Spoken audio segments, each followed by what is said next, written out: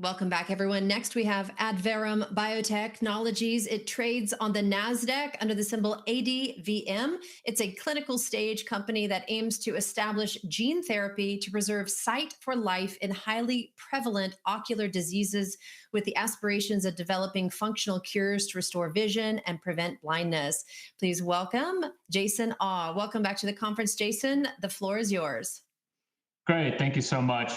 Good morning, good afternoon, everyone. So as introduced, my name is Jason Ah. I'm the Executive Director of Corporate Communications and Investor Relations here at Adverum. And we are investigating an ocular gene therapy with the potential for a one and done therapeutic approach for wet age-related macular degeneration. So with that, move forward through the traditional forward-looking statements. I'll get right into talking about the wet AMD marketplace. So this may be the first large market indication for a gene therapy. As it stands right now, the gene therapies on the market and most under investigation are for more of the rare disease, such as Duchenne's muscular dystrophy, that are on the market. And the pricing structure is vastly different than what we're approaching. But first, when we look at the epidemiology in the market, this is a highly prevalent and very large market, 20 million patients worldwide, and it's only growing, especially with the boomer population advancing in age. It's a large bolus of patients that are going to be projected to, again, have wet AMD moving forward in the subsequent years. It's an approximately a $13.5 billion market estimated by 2035, if not larger. And it's a large annual incidence. So over 200,000 are diagnosed every year in the United States, and up to 42% develop bilateral disease within 2 to 3 years, meaning if a patient has wet AMD in one eye, they have a 42% chance of getting wet AMD in the other eye. So again, this is a very large market, high incidence, high prevalence. As I alluded to from an economics perspective, this is a vastly different approach to what many are familiar with systemic or kind of body-wide gene therapies right now, where it requires a very high dose, it's very expensive, it's a very high cost of goods. Ocular gene therapy obviously is in the eye. It requires over 1,000-fold lower dose than what is required for systemic. It's a much lower COGS, and it has a very different cost and pricing structure where we anticipate this looking more like tens of thousands, hundreds of thousands, millions of patients, treated at a cost structure and a price structure that is completely different than what's currently on the market and being investigated for these systemic gene therapies. Now, wet AMD is a disease that is essentially manifested through a abnormal amount of vasculature development behind the retina, within the retina, that allows this fluid to kind of permeate into the retina and causes detachment and ultimately the photoreceptor death in the retina. And so this is essentially mediated by a growth factor called VEGF. And so the current treatments, which I'll talk through, are anti-VEGFs. And so this is a very large chunk of what's currently spent from Medicare Part B. It's 12% from Part B budget. So this is significant, of course. And this doesn't even include the upwards of $80 billion spent on fractures in the United States as well, with actually vision loss and impairment being the key contributor to fracture risk. So again, there's a lot of comorbidities and downstream effects that come with the challenges of vision loss, especially with wet AMD. Now, for a market environment, I'll talk through this, but we do anticipate seamless practice integration to ease commercial adoption. And I'll talk more about what that looks like a little bit later. And what Ixo-vec is, and this is the therapy that's under investigation, which I'll talk through, that Adverum is pursuing, is essentially taking aflibercept, which is a very well-characterized anti-VEGF. It's the gold standard in the field. It's been used in over 70 million eyes, put into a gene therapy vector into the eye. And what that essentially does is it changes the retina, the eye, to become a biofactory, continuously and sustainably producing anti-VEGF. Now, talk a little bit about the current standard of care. There are significant challenges to the current standard of care, which is essentially patients right now come in every month, every 2 months, if they're lucky, every 3 to 4 months, but it's usually every month, every 2 months, into the doctor's office to get a shot in their eye to essentially keep this fluid at bay to really dry out their retina. Now, this is very challenging for a variety of reasons. Of course, having a needle in the eye is not a nice experience. A lot of patients have comorbidities, so sometimes it's not just treating the wet AMD in an eye. You might have geographic atrophy, for example, or other diseases.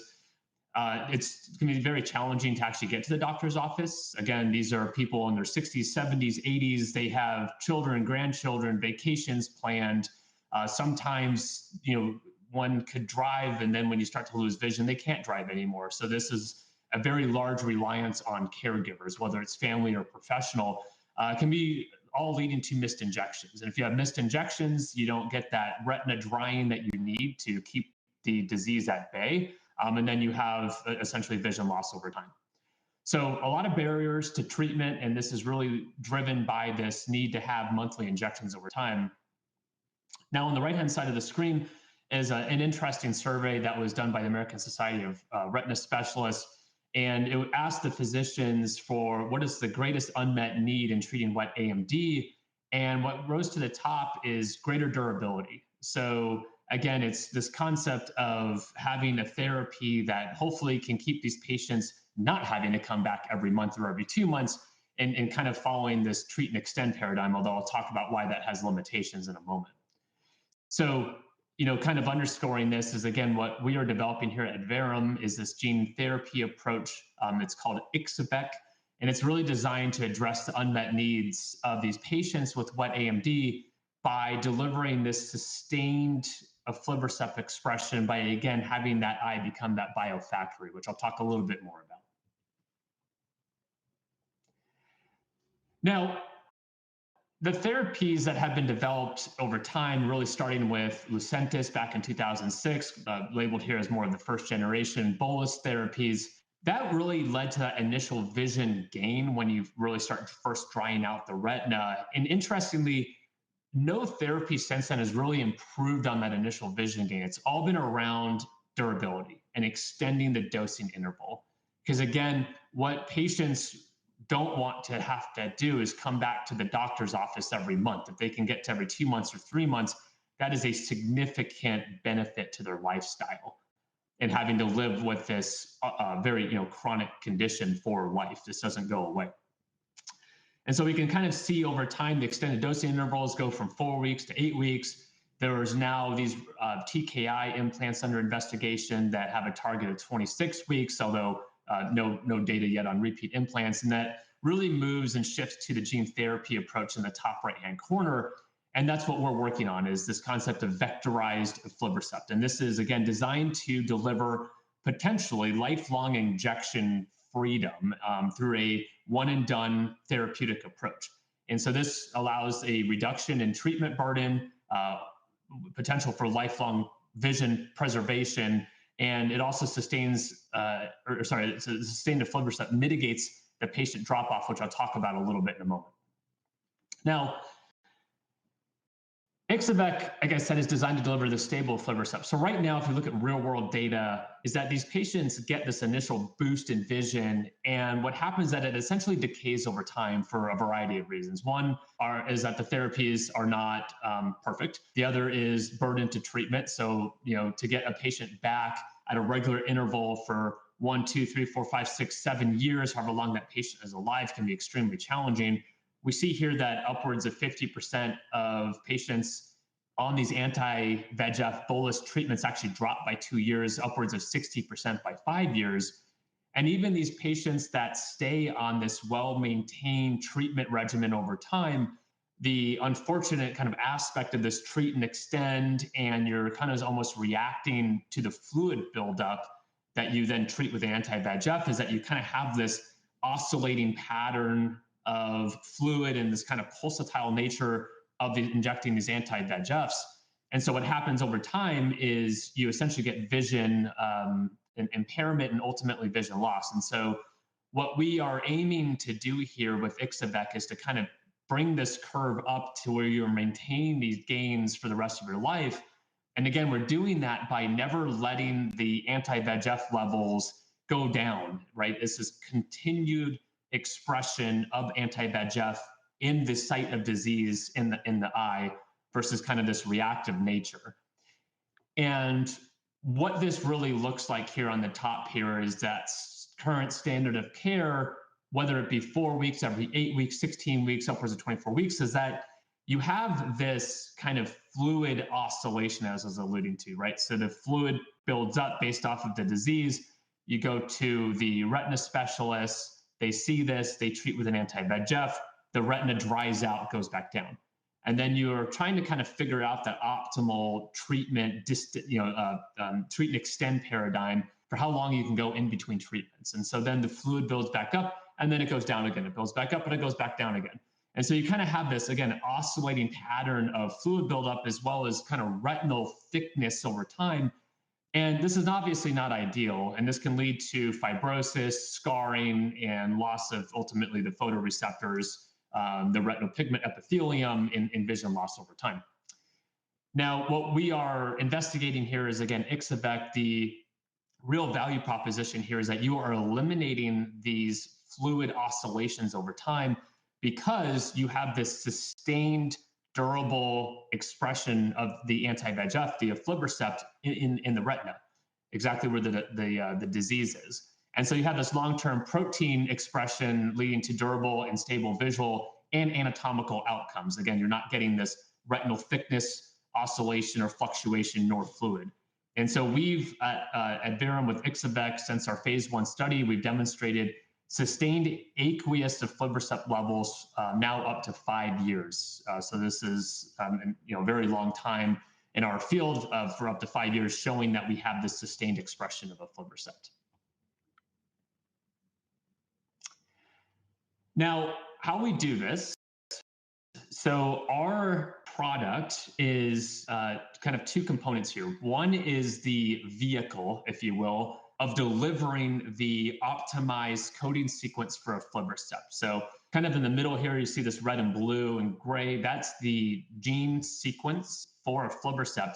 But we need a way to get that into the eye. The eye, of course, doesn't want to let anything into the retina. It has this barrier, if you will, called the inner limiting membrane that's very challenging to get things across. And so we use an adenoviral-based vector.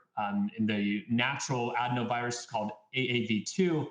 This actually doesn't cross that inner limiting membrane or ILM really at all. And so what we did is something called directed evolution, where we changed some parts of the loop structure, so just kind of the outside of the capsid, in a variety, thousands, tens of thousands of different permutations of these loop, adding in amino acids, kind of changing the structure a little bit till we found one that was really good at penetrating that ILM. And so that was the one that we went with. It's called a 7M8 vector or a capsid. And then we put that aflibercept coding sequence into the capsid, and then that's ultimately what gets injected through an intravitreal. So this gets injected into the vitreous, so kind of that gel-like substance of the eye. And then that goes into the retina, and that transduces or gets into the cells, and then those cells then become the biofactories. And so these are the cells that produce aflibercept for potentially the rest of that patient's life, for that durable suppression of that growth factor called VEGF. It's an anti-VEGF, so it's removing that component and helping control the disease. Now, I alluded to this a little bit about intravitreal delivery. So Ixo-vec is delivered as an intravitreal one-time in-office injection. And this is very important, where essentially all the current anti-VEGFs are delivered through an intravitreal injection. And so when we say that this really is able to integrate into the standard practice workflow, this is what we mean, is that we're not introducing a new administration approach. This is well in line with what the doctors are doing, 10, 20, 30, 40, 50 injections per day already. This just slots right in there with that. So this reduces procedural risks and potential complications. It's scalable, very accessible. Patients already are used to this. It's patient friendly. Now, this is in contrast to other gene therapy approaches that have different routes of administration called suprachoroidal or subretinal. Suprachoroidal requires specialized delivery devices just based off of how it's delivered into the eye. has a higher risk of complications and also requires much higher doses. And so with much higher doses does increase the inflammation risk. Subretinal does require a vitrectomy. So this is conducted through a surgery. So there's obvious limitations and just scalability limitations from that perspective. It has increased risk of retinal detachment or infection. It's limited to pseudophakic patients, and studies have shown long-term retinal pigment epithelium atrophy, as well as transgenes, so that protein that's delivered, that gene sequence of aflibercept, reduction over time. So again, intravitreal really is the ideal administration approach for ocular gene therapy. Now, I alluded to this, how Ixo-vec can seamlessly integrate into retinal practices economic model. So again, the current approach right now is the buy and bill model for these practices. So again, with IVT administration, it easily integrates into the buy and bill economics of the practice. And it also has the potential to increase and accelerate revenue and profitability. If you think about it, you are pulling forward 1, 2, 3, 4, 5 years worth of anti-VEGF injections and front loading that for the physician. And you're also capturing and monetizing potential lifelong benefit of patients that would otherwise be lost to follow-up. So if you recall, upwards of 50% in 2 years, close to 57, 60% over 5 years, patients are basically lost to follow-up for a variety of reasons. Barriers to getting the treatment, it's not working well, they just can't stand getting an injection in the eye anymore, et cetera. So again, if you're able to not only monetize those patients, you're also benefiting those patients, of course, as well, right? So instead of having to have an injection every month or every 2 months for 3, 4, 5 years, and I'll show you the data for this, that you can get upwards of a little bit over 50% of patients with one injection for the rest of your life. That's a huge value proposition to both the providers and the patients. And there's also the component from a payer perspective that there is potential to be cost effective to the healthcare system. And this is really through reducing utilization. Again, not having to come back every single month for an injection, taking chair time up, and other indirect costs. If you think about other negative downstream medical effects, comorbidities, fracture risk, as well as a very large issue, and especially in the United States in particular, we spend over $80 billion on fractures. And vision loss, like I said, is a large contributor to that. So again, we view this and there's data to support that it can be cost effective to the healthcare system. And it also offers these payers greater predictability in managing long-term expenses and patient outcomes. So again, you don't have that variability about how much and how many anti-VEGF treatments you would need. Again, you're paying and expecting for that one. Now to get a little bit more into the data here, so our clinical programs consisted of a phase 1 study called Optic, a phase 2 study called Luna, and we're currently in phase 3 studies. The first pivotal phase 3 is called Artemis, and I'll get into that. We have demonstrated long-term benefit through at least 4 years of follow-up at the 2E11 dose. We also looked at 6E11, but I won't be presenting that today, as 2E11 is more close to the go-forward dose that we used in the phase 3, which is 6E10. So again, an order of magnitude even lower than what we are showing here. But the long-term benefit is that we've demonstrated nearly 50% remain injection-free through 4 years, so nearly 50%. And this is in the Optic study. And very notably here is that the injection-free percentage by year actually goes up after year 1. So we see 53, 67, 73.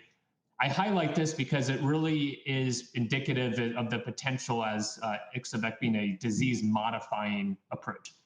So again, we're not just maintaining and treating the disease, possibly modifying the disease. And this really is through, again, not having that pulsatile nature of anti-VEGFs and not having this fluid and retina oscillation over time. Again, less scarring, less fibrosis, and this is really demonstrated in the data here from an injection-free perspective. We also demonstrate maintain anatomic and visual endpoints through 4 years. So this is through the BCVA, or best corrected visual acuity, as well as a central subfield thickness, CST. We see a robust reduction in treatment burden, over 80% reduction in annualized anti-VEGF treatments every year. As you can see the numbers here. And it was very well tolerated with a favorable safety profile. 100% of these patients were inflammation-free at year 1 through year 4. Now, when we move into our phase 2 study, this was a double masked study. This was at the 2E11 dose that I'm presenting right here, is that we were looking at potential best-in-class injection-free rates with over 50% injection-free in hard-to-treat or high-burden patients.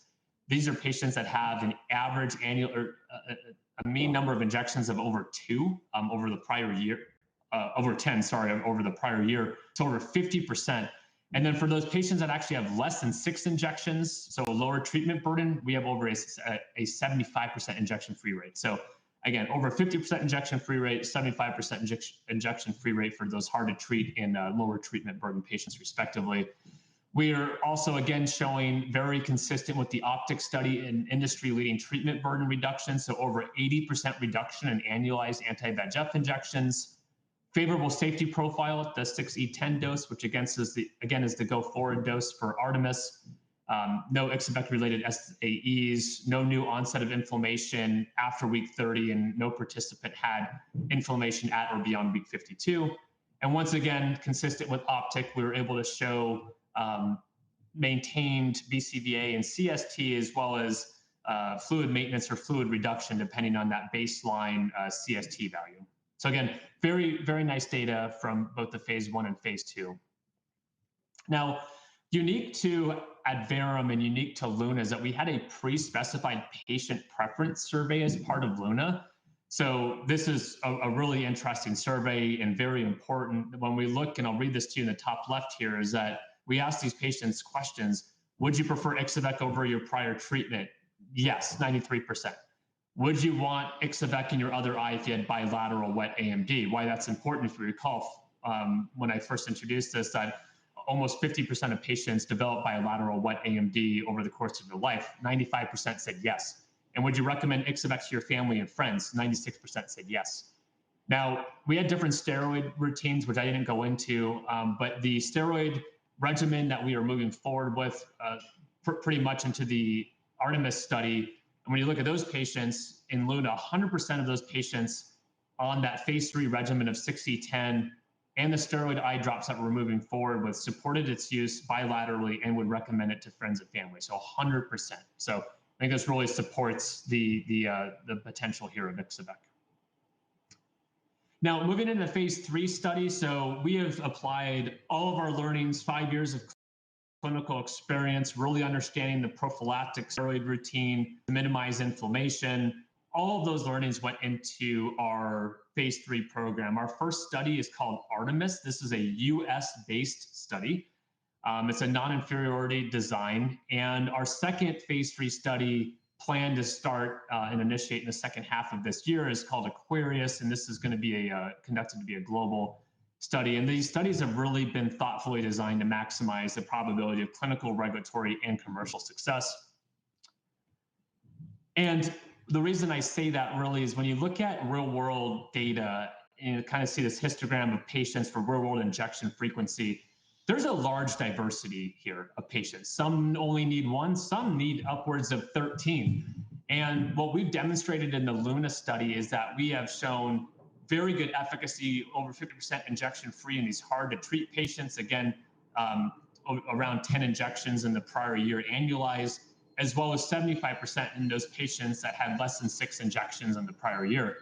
So why this is notable is that in the Artemis, we are enrolling both treatment-naive and treatment-experienced patients. So it's really designed to generate a robust data set reflecting the real-world needs of patients.